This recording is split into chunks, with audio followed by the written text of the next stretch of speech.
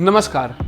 आज हम उस योग गुरु की कहानी लेकर आए हैं जो केवल आध्यात्मिक गुरु ही नहीं बल्कि सत्ता के गलियारों में रहकर एक बड़ा नाम बने। इंदिरा गांधी के करीब रहकर अपार राजनीतिक ताकत पाने वाले धीरेन्द्र ब्रह्मचारी की ये कहानी किसी रहस्य से कम नहीं है। धीरेन्द्र ब्रह्मचारी का जन्म 12 फरवरी 1924 को बिहार के मधुबनी जिले में हुआ।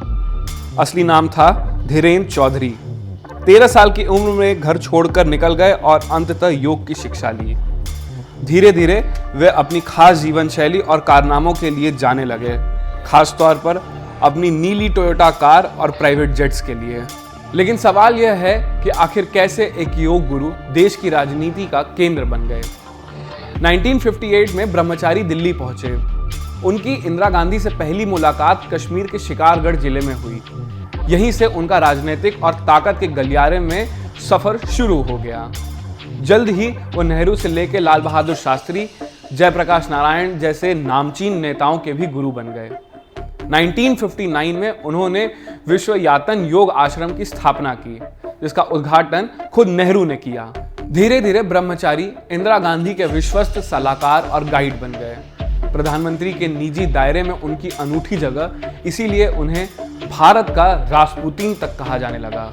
1970 के दशक में ब्रह्मचारी का जलवा इतना बढ़ गया कि मंत्रियों की नियुक्ति, विभागों में बदलाव या बड़े प्रशासनिक फैसले, कई कुर्सियों का खेल उन्हीं के इशारे पर होने लगा। उनसे आशीर्वाद लेने अफसर नेताओं की कतारें लगती थी। सरकारें उन्हें जमीन, सरकारी सहायता भी देती थी। आपातकाल के समय ब्रह्मचारी इंदिरा गांधी के आसपास लगभग हर समय रहने लगे। विरोधियों से सुरक्षा के लिए वे यज्ञ हवन जैसे तांत्रिक उपाय भी कराते थे। कई बार इंदिरा गांधी ने बेहद निजी और राजनीतिक फैसलों में भी उनकी सलाह मानी। गांधी परिवार के बेहद करीब होने की वजह से वो कई पारिवारिक विवादों में दखलंदाजी भी उन्होंने डाली। मेनका गांधी को घर से निकालने जैसी घटनाओं में भी ब्रह्मचारी उसी परिवार में, उसी घर में मौजूद रहे। राजीव गांधी के सत्ता में आते ही ब्रह्मचारी का रसूख खत्म होने लगा। प्रधानमंत्री निवास में उनकी एंट्री बैन हो गई। 80 के दशक में उनके कई आश्रम, जमीनें और सुविधाएं छिन गईं। उन पर आपराधिक आरोप भी लगे।